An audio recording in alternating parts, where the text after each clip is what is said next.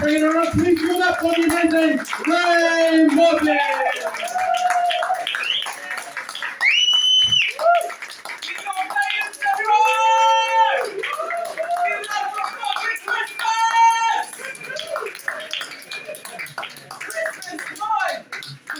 The birth of Jesus, born to the Virgin.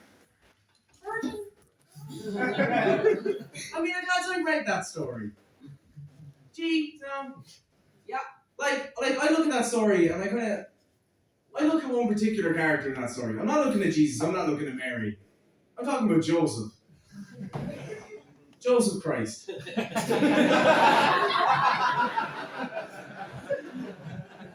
Joseph was a carpenter, right? A tradesman.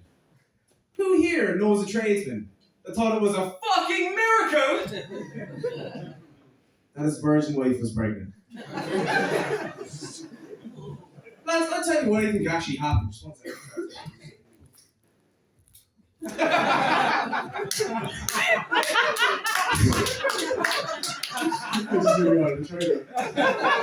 I'll tell you what I think actually happened. I think that Mary was going to the temple one night, right?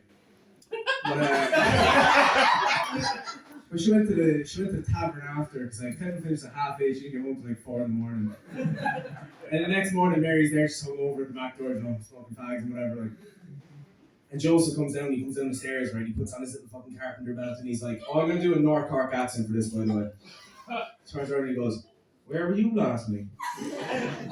And she's like, "None of your fucking business." Sham. He's like, "But I'm your husband, like, I have the right to know." She's like, "Well, if you must know, I met an angel last night named Gabriel. Bless me with the Son of God."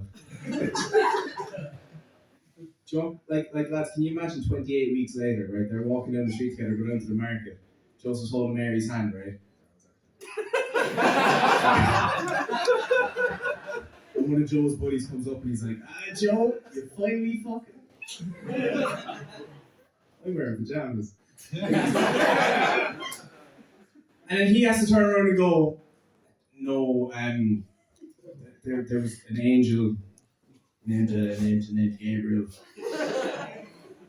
Do you want further proof of that, lads, right? Take a look at the birth of Jesus. 3 lads showed up with gifts. No, I kid Mary. The only reason I'm so kind of hard on Mary at the moment is because last week, lads, Merry fucking Christmas, I got dumped. Shut the fuck up. It actually gave me a bit of clarity, right? Because what she said to me when she dumped me was that we didn't really click, right? Actually, just first of all, single ladies, can I hear you? Woo! Right. Single fellas? Yeah! Fucking losers. No, she gave me a bit of clarity. She said we didn't click, but it made me think about the kind of person I want to be in a relationship, right? I'm like, who do I want to be to have a successful relationship? And it hit me one day, right? About 2 days after this happened. I'd love to be the underdog from the rom-com. Do you know that lad? The fella who's outside with the fucking boombox, and she has the window open going like, "Fuck off, you pervert!" And he's like, "No, I love you." Basically what I'm trying to say is, I'd love to fucking ruin a wedding. I'd love to be that lad, right? That when the priest is up there being like, "If anyone thinks this couple should not be wed, let them." Good job.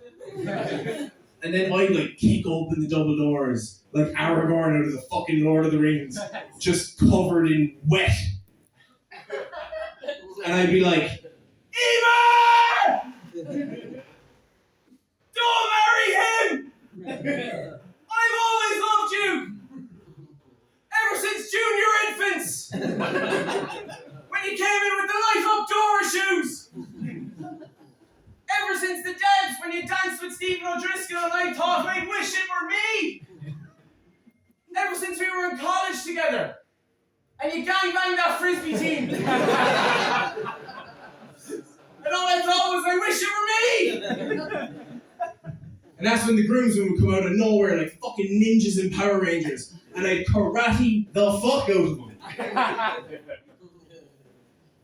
And then I turned to the father of the bride, right? And you have that like meeting of the minds moment. where I convince him that I'm the better choice for his daughter, for that fucking happy ever after. And it brings me to the final boss. The dickhead groom that no one's like during the entire fucking movie. And he rolls up his sleeves, he's like a fucking boxer or something. And I give him that one like fucking clap! Knock him onto the floor, and that's when the whole fucking crowd goes wild. And then I'll turn to her. She still has the veil on. I slowly approach. I slowly lift the veil. Because I did a lot of karate and an asthmatic. I say 3 words to her. Look her dead in the face.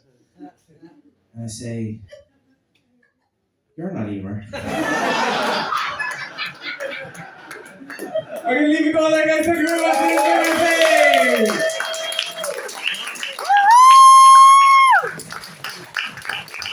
Here we go for Ray Murphy, everybody. We did it for John.